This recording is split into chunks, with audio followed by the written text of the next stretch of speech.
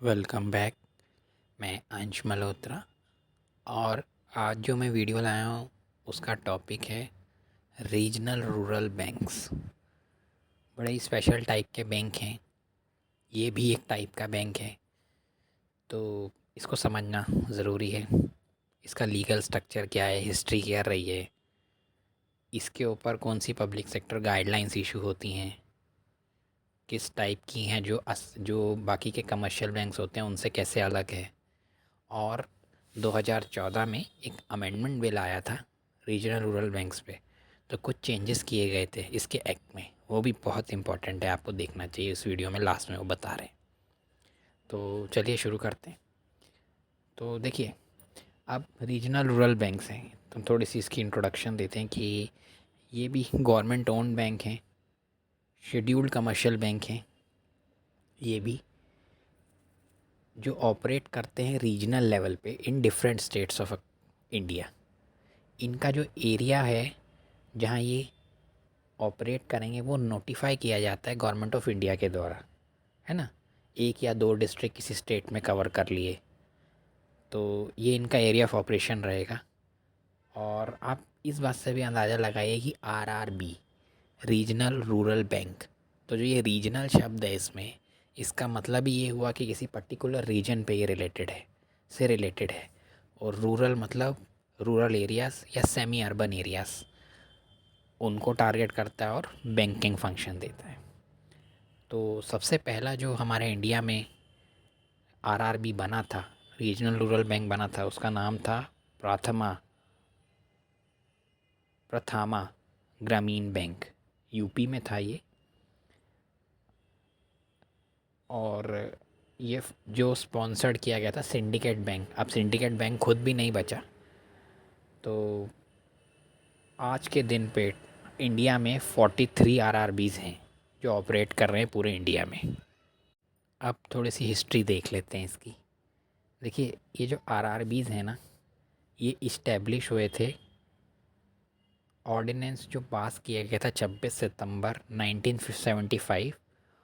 वो तो सिर्फ ऑर्डिनेंस था, लेकिन जब ये एक्ट में बना, जो एक्ट, क्योंकि ऑर्डिनेंस आपको पता है जब वो तब निकाला जाता है सरकार के द्वारा जब पार्लियामेंट को सेशन में नहीं बुलाया जा सकता किसी वजह से, तो ऑर्डिनेंस पास कर देती है। उसकी फिर 6 मंथ्स की वैलिडिटी होती है, तो उसके अंदर उसको पास कराना होता है। तो इसी तरीके से इसको फिर एक्ट को 1976 में पास कराया गया, आरआरबी 1976। ठीक है ना। मेन एम क्या था? तो ये था कि टू प्रोवाइड सफिशेंट बैंकिंग और क्रेडिट फैसिलिटी मिले एग्रीकल्चर और अदर रूरल सेक्टर्स को। एग्रीकल्चर और अदर रूरल सेक्टर में dairy farming, honey bee, poultry और भी डेवलपमेंट काम जो होते हैं लोकल, कोई कोई इंफ्रास्ट्रक्चर जैसे कि कोई पॉन्ड कंस्ट्रक्शन है, कोई कोई केनाल इरिगेशन, या कुछ भी इरिगेशन के लिए कुछ भी हो सकता है, बाकी रूरल सेक्टर्स को प्रमोट करने के लिए। देखिए, इसके पीछे जो मेन रीज़न रहा ना इनको इस्टेब्लिश करने के बाद, कि ये रहा कि 69 में भी उन्होंने नेशनलाइजेशन किया, लेकिन उसके भी कई सालों बाद उसको सरकार को ये लगा कि कमर्शियल बैंक टारगेट ग्रुप को ढंग से कर नहीं पा रहे हैं। पीएसएल गाइडलाइंस भी आई, public priority sector lending guidelines भी आई, लेकिन पता नहीं क्यों उनको लगा कि ये इतनी लोकलाइज लेवल पर बड़े बड़े एसबीआई जैसे कमर्शियल बैंक ऑपरेट नहीं कर पाएंगे। इनको भी आगे किसी अपने सब बैंक जिसको कहते हैं उसका सहारा लेना चाहिए, और तभी ये कंस्ट्रक्ट किए गए हैं। तो ये आप ये सोच लीजिए कि बड़े बैंकों के रूरल आर्म है एक तरीके से, जो ऑपरेट करते हैं लोकल कंडीशंस को ध्यान में रखते हुए। तो क्या हुआ, ऐसे रिजल्ट 5 आरआरबी शुरू किए गए 2 अक्टूबर 1975 को। ये बैंक्स असल में किस कमेटी के रिकमेंडेशन है, तो आप ये प्लीज़ इसका ध्यान रखिएगा। Narasimha committee on rural credit पर ये बनी थी, तो उन्होंने ये रिकमेंड किया था कि आरआरबीज़ को बनाया जाए। ठीक है। और ये इंदिरा गांधी जी जब थे प्राइम मिनिस्टर, उनके पीएम जब थे, तो उनके उसमें ये इस्टेब्लिश किए गए। तो पर्पस था टू इंक्लूड रूरल इंडिया, उसको मेन स्ट्रीम लाना, उसको फाइनेंशियली इंक्लूसिव बनाना, मेन एम था। और आज भी वैसे तो अगर देखा जाए, उस समय भी ऑलमोस्ट 75 से 70 से 75% पॉपुलेशन रूरल थी। तो उनकी फाइनेंशियल नीड्स, इकोनॉमिक नीड्स का ध्यान रखना तो सरकार का एम होना ही चाहिए ना। सिर्फ अर्बन एरियाज़ का तो वो टारगेट नहीं करना चाहिए, तो फिर ओवरऑल विकास विकास या कैसे कहते हैं संपूर्ण विकास तो हो ही नहीं पाएगा। तो ये वजह रही। अब मैं आपको एक बात और, अब मैं आपको यहाँ फ़ीचर्स बताते हैं, फिर इसके बाद हम आगे देखते हैं। अब आप राइट साइड पे देखें फ़ीचर्स क्या हैं किसी आरआरबी बैंक के। देखिए आरआरबी करता क्या है, ये एक तरीके से कंबाइन करता है कैरेक्टरिस्टिक्स एक कोऑपरेटिव बैंक की और एक कमर्शियल बैंक की। कोऑपरेटिव बैंक से ही ये समझ लेता है कि रूरल प्रॉब्लम्स की फेमिलैरिटी जो कोऑपरेटिव बैंक से, उस पर मैंने एक पूरा वीडियो बनाया हुआ है, आपको बहुत हेल्प होगी, आप प्लीज़ उसे देख लीजिएगा। तो क्या है कि कोऑपरेटिव बैंक भी आप जानते हैं कि कॉपरेशन से बनता है। तो लोकल लेवल पर जो ग्राउंड लेवल के हैं और किसी पर्टिकुलर एरिया में कर रहे हैं ना, वहाँ के मैनेजर, वहाँ के काम करने वाले लोकल लोगों को बहुत अच्छी तरह से समझते होंगे। उन्हें बहुत अच्छी तरह से पता है कि भाई देखो, अगर हम इंडस्ट्री में ऑपरेट कर रहे हैं, यहाँ पर जो है, जैसे वो ये देखते हैं कि भी पंजाब में कोई ऑपरेट कर रहा है, अब यहाँ खूब गेहूँ लगेगा। तो अब उनको हाँ लगता है कि वो गेहूँ की, जैसे बहुत पॉल्यूशन होता है, ये जलाते हैं हर साल हैं, वो भी उगाते हैं राइस भी और वीट भी। तो राइस के बाद जो आपको पता है स्टबल बर्निंग का एक बड़ा इशू है दिल्ली एनसीआर एरिया में। तो ऐसा किया जाए कि हैप्पी सीडर जो होता है, जो इन स्टबल को हटा देता है, उस पे क्रेडिट दिया जाए। तो वो समझ पाएंगे कि ये वाले बैंक लोकल लेवल पे ज़्यादा समझ पाएंगे कि यहाँ पे ये फार्मर की लीड है, तो वो उस हिसाब से उनको बेटर सर्व कर पाएंगे, उस पर डिस्काउंट देके वो ख़रीदने के लिए लोन अगर देना है बैंक ने तो सस्ता दे दिया, डिस्काउंट ऑफर कर दी। इस टाइप की कुछ भी लोकल कंडीशनिंग करने के लिए बैंक बहुत अच्छे हैं। फिर ये इनका मेन, ये क्या करते हैं, ये जो मेन होता है ना लैंडिंग जिनको इनको करनी होती है, ऐसे बड़े बड़े कॉरपोरेट्स को नहीं लैंडिंग करते हैं। मार्जिनल फार्मर्स हो गए, स्मॉल एंटरप्रेन्योर्स हो गए, आर्टिसंस, कोई भी कुछ भी बनाने वाला, ताला चाबी कुछ भी बनाने वाले, प्लम्बर, इलेक्ट्रिशियन, लेबरर्स, उन सबको ये कर्जा देते हैं, है ना। और इनको भी कमर्शियल बैंक की तरह प्रायोरिटी लेटर सेंडिंग्स की गाइडलाइंस को मानना होता है, इनको तो मानना ही होता है लॉजिक के हिसाब से भी देखा जाए। और ये जो काम करते हैं within the prescribe limit ही करते हैं, ये ऐसे कोई पूरे स्टेट में फैले हुए नहीं होते हैं।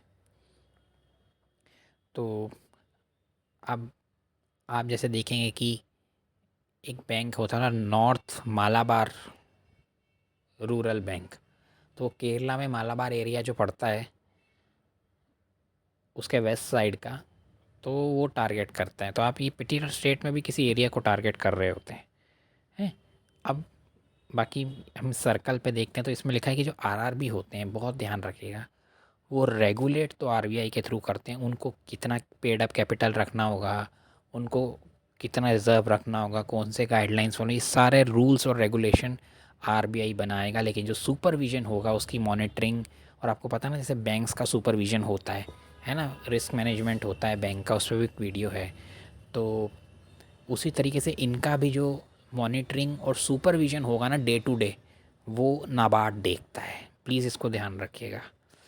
और ओनरशिप स्ट्रक्चर किस टाइप का होता है रीजनल रूरल बैंक्स का, बड़ा ही इंपॉर्टेंट चीज़ है ये। देखिए किसी भी रीजनल रूरल बैंक में आज की स्थिति में, मैं आज लेटेस्ट जो आपको बता रहा हूँ, वो 50% ओनरशिप सेंट्रल बैंक की होती है, 35% स्पॉन्सर बैंक की। स्पॉन्सर बैंक कौन सा होता है, जो उसको सेटअप करने में हेल्प करता है, उसके पर्सनल को ट्रेन करता है।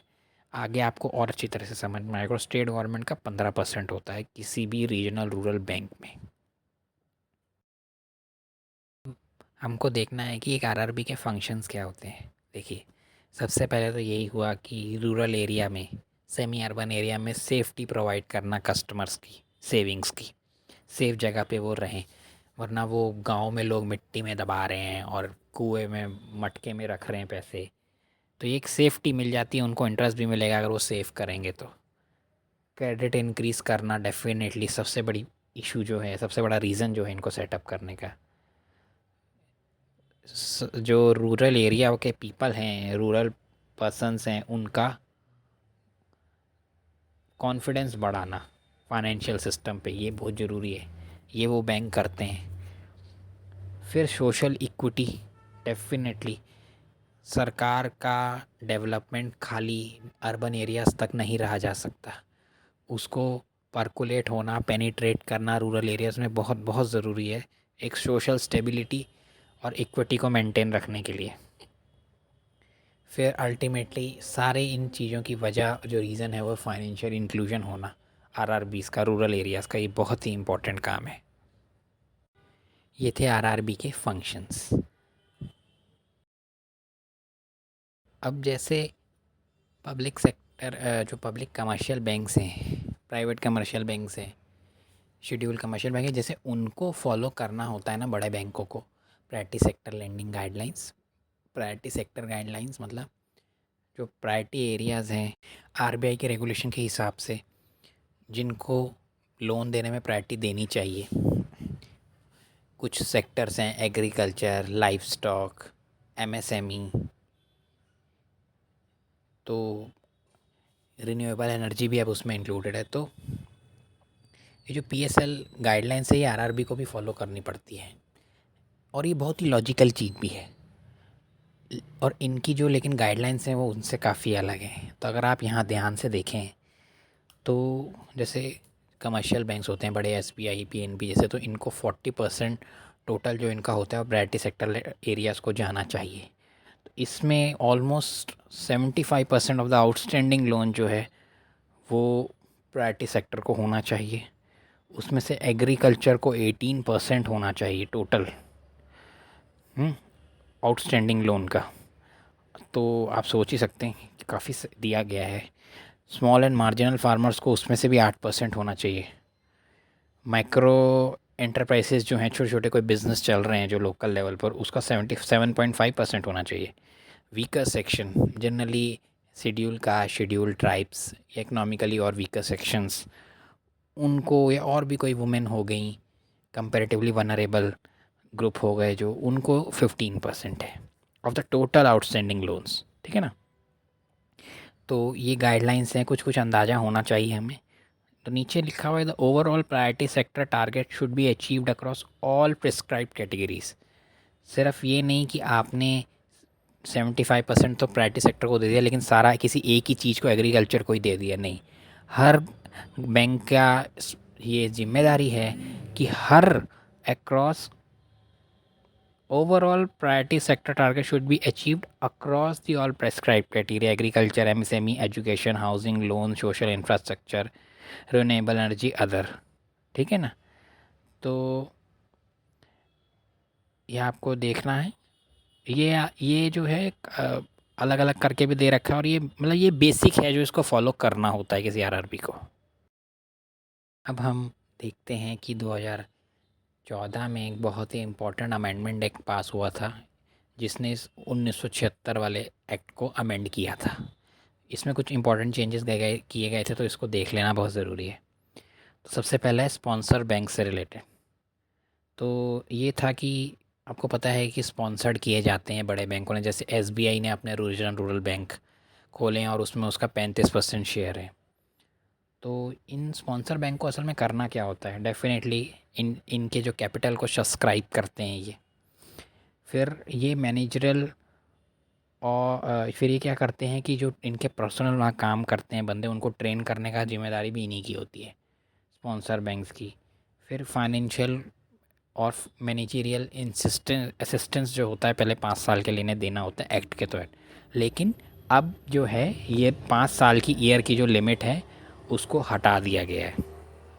ठीक है ना। अब जिस हिसाब से बैंक को जैसा लगता है वो वैसा करे। दूसरा है ऑथराइज्ड कैपिटल। एक्ट प्रोवाइड करता था पहले वाला 5 करोड़ का ऑथराइज्ड कैपिटल। देखिए ऑथराइज्ड कैपिटल क्या होता है, मोटा मोटा आप समझ लें तो ऑथराइज्ड कैपिटल ये होता है कि कोई भी बैंक या कंपनी, यहाँ तो हम बैंक की बात कर रहे हैं, वो मैक्सिमम कितने अमाउंट तक के शेयर इशू कर सकती है, वो किसी भी चीज़ का, किसी भी बैंक का ऑथराइज्ड कैपिटल होता है। और जब कोई भी सेटअप किया जाता है ना, तो कोई भी बैंक सेटअप किया जाता है या कंपनी सेटअप की जाती है तो ये उसी के में लिख दिया जाता है उसी समय कि उसकी कितनी ऑथराइज कैपिटल होगी। चेंज भी की जा सकती है गवर्नमेंट के रेगुलेशन के हिसाब टाइम टू टाइम। तो इसका मतलब ये होता है। तो और ये भी लिमिट था कि आप ऑथराइज कैपिटल को रिड्यूस नहीं कर सकते। Does not permit the authorise capital to be reduce below 25 lakh. याद रखिएगा, जो मैं ऑथराइज कैपिटल कह रहा हूँ ये मैं मैक्सिमम कह रहा हूँ, ठीक है। तो 5 करोड़ की वो कर सकते थे मैक्सिमम कोई बैंक, और 25 लाख से कम नहीं हो सकता था। फिर लेकिन इस बिल ने क्या किया, इस बिल ने कहा है इसको बढ़ाकर, क्योंकि ये बहुत पुराना बिल हो गया, एक्ट था, तो इसको और फिर इसको कहते हैं ना कि इसकी क्या, इसको भी बेसल नॉर्म्स तो फॉलो करने भी होते हैं। तो बेसल नॉर्म्स डायरेक्ट फॉलो नहीं करने होते इसको, लेकिन कैपिटल एडिक्वेसी रेशियो 9% का मेंटेन करना पड़ता है बाकी बैंक्स की तरह। तो इस और it doesn't permit the authorise capital to be below. तो इस अब ये नया क्या चेंज करता है, तो ये कहता है कि इसको 2,000 करोड़ तक कर दिया जाए मैक्सिमम ऑथराइज कैपिटल को, और 1 करोड़ से कम नहीं हो सकती है authorise capital, cannot be reduced. तीसरा है इशूड कैपिटल। देखिए, अब इशूड कैपिटल ये हुआ कि जितने का शेयर्स असल में इशू किए गए हैं उसको इशूड कैपिटल कहते हैं। मैं ऑथराइज होती है कितने के किए जा सकते हैं, उसकी जो शुरुआत हुई थी AOA जिसको हम कहते हैं, आर्टिकल ऑफ एसोसिएशन, है ना। तो उसी में ये तय होता है। अब जो एक्ट है वो अलाउ करता है central government to specify the capital issue by. तो ये इशूड कैपिटल डेफिनेटली 25 लाख से 1 करोड़ के बीच में था शुरुआत करने के लिए। जो पेड अप कैपिटल है, इशू कैपिटल, वो सेम नहीं होते, लेकिन आप ये सोच लीजिए कि वो ऑलमोस्ट सेम होते हैं। तो bill requires that capital issued should be at least 1 crore, ठीक है ना। इशूड कैप जो मिनिमम इतना पेड अप कैपिटल, इतना इशूड कैपिटल तो होना ही चाहिए। वो होना चाहिए 1 करोड़ को, पहले वो 25 लाख से 1 करोड़ के बीच में होता था। अब लास्ट जो चौथा ही पॉइंट है वो ये बताता है कि पहले एक्ट ये बोलता था कि जो टर्म होगा ना किसी भी डायरेक्टर का, वो 2 साल से ज़्यादा नहीं हो सकता, लेकिन बिल ने इसको 3 साल कर दिया है। और लेकिन उसने ये भी कहा था, bill also states that no director can hold office for a total period exceeding sirs. एक बारी में कोई भी डायरेक्टर 6 साल से ज़्यादा नहीं रह पाएगा, ठीक है ना, अगर आप उसको बार बार भी अपॉइंट करते हैं तो। और बस लास्ट का ही अमेंडमेंट ये है कि अब जो है, जो फाइनेंशियल ईयर RBI जो RRBs फॉलो करेंगे वो बाकी फाइनेंशियल ईयर की तरह ही होगा। पहले 1 जनवरी से दिसंबर तक होता था, अब अप्रैल से मार्च तक ये वाला ये फॉलो करेंगे फाइनेंशियल ईयर। इनकी इम्पोर्टेंस के बाद ये भी एक चीज़ बहुत ही इम्पोर्टेंट हो जाती है कि इनके आजकल चैलेंजेस क्या फेस कर रहे हैं। तो सबसे पहला चैलेंज तो यही है कि राइजिंग कॉस्ट। देखिए हो क्या रहा है, इनके ऑपरेशंस को चलाने के लिए कॉस्ट तो बढ़ रहे हैं, लेकिन उस हिसाब से अर्निंग नहीं हो रही है। कॉस्ट की ऑपरेशंस की जो कॉस्ट है वो तो बढ़ ही रही है, लेकिन अर्निंग्स उस हिसाब से नहीं हो रही। देखिए ये भी, और ये कुछ लॉजिक में भी हमको समझ में आता है। सरकार डिजिटाइजेशन की तरफ पुश तो कर रही है, लेकिन उस चीज़ों के लिए चाहिए पैसा। वो ये इतने छोटे लेवल पर बैंक नहीं कर पा रहे हैं, कमर्शियल बैंक से इनका कंपटीशन नहीं हो पा रहा है। लिमिटेड एरिया ऑफ ऑपरेशंस, आप जब पर्टिकुलर एरिया में करेंगे और वो एरिया अगर बहुत गरीब है तो वो बहुत सेविंग जनरेट नहीं कर पाएगा। Due to the fact that many of these branches don't have enough business, they are incurring losses, they are losses में है, सरकारी हैं इसीलिए चल रहे हैं। In rural areas they mainly offer government schemes. इनका असल में वहाँ मेन काम पता है क्या है, कि गवर्नमेंट का जो सब्सिडीज़ आ रही हैं, फूड सब्सिडी आ रही है, आपकी LPG सब्सिडी आ रही है ना, ये वो सब देने के लिए यूज़ होते हैं RRBs। और सबसे इम्पोर्टेंट ये जो मनरेगा की वेजेस आती हैं ना, डिसबर्स करने का सबसे इम्पोर्टेंट काम ये यही कर रहे हैं वहाँ पर। फर्टिलाइज़र सब्सिडी आ रही है, ये वो सब चीज़ों के लिए यूज़ होते हैं मेनली, ठीक है ना। तो लेकिन क्या है कि लोग जनरली जैसे बिज़नेस करने के लिए जो होता है ना, जैसे बड़ी लैंडिंग हो रही हो, बहुत सेविंग हो रही हो, comparatively limited area of operation होने की वजह से इतना बिज़नेस जनरेट नहीं कर पा रहे हैं। ये एक टेंशन हमेशा बनी रहती है और इसीलिए लॉसेस में भी हैं, चले जाते हैं काफ़ी सारे बैंक। और फिर जो आजकल की ज़रूरत है वो है लोअर डिजिटाइजेशन। ऊपर वाले ही दो जो हमने राइजिंग कॉस्ट और लिमिटेड एरिया ऑपरेशन की वजह से जो लेस बिजनेस जनरेट होता है, कम सेविंग्स कम डिपॉजिट्स जनरेट होते हैं, तो उसकी वजह से डिजिटाइजेशन भी कम होता है। जैसे अभी देखा जाए तो अगर मैंने आपको बताया कि 43 आरआरबीज़ ही हैं, तो उसमें से सिर्फ 19 ही हैं जिनके पास इंटरनेट बैंकिंग की फैसिलिटी है और जिनके पास मोबाइल बैंकिंग का लाइसेंस है। और तो क्या हो रहा है कि डिजिटाइजेशन इनका इतने अच्छी तरीके से हुआ नहीं है। अब क्योंकि ये उस टाइप के प्रोडक्ट ऑफ़र नहीं करते, यूपीआई जैसा इतना बेसिक प्रोडक्ट की फॉलो नहीं करते, तो फिर क्यों कोई इनमें अकाउंट खुलवाएगा। और रेगुलेशन भी एक एग्जिस्टिंग रेगुलेशन ये है कि उसी को इंटरनेट बैंकिंग अलाउ करी जाएगी जो आरआरबी 10% से ज़्यादा का कैपिटल एडिक्वेसी रेशियो मेंटेन कर पाएगा।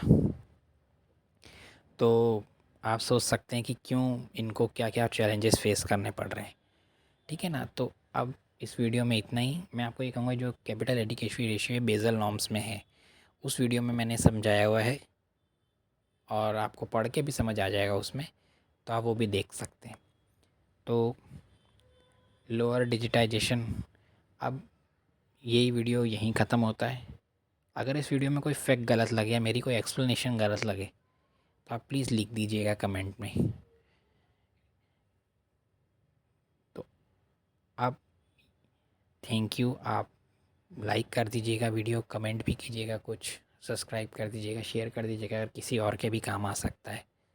Thank you have a nice day.